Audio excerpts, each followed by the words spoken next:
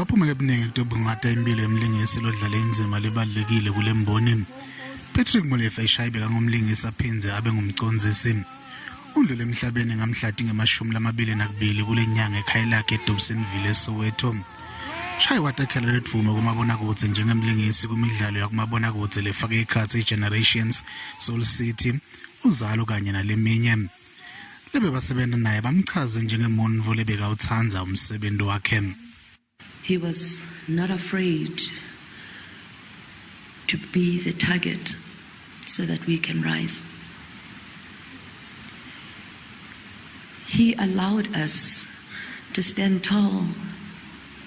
Umntwana wakhe wemfana amchaze njengemdala lebekana elitsandvo futhi anakekela wonke umuntu emndenini wakhe.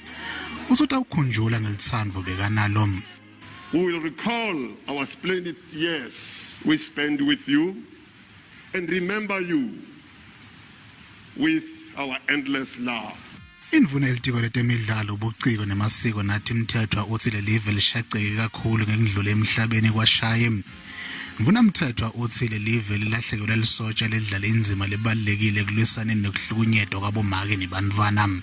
We lost a foot soldier in the fight against gender-based violence and femicide, a formidable campaigner of gender equality.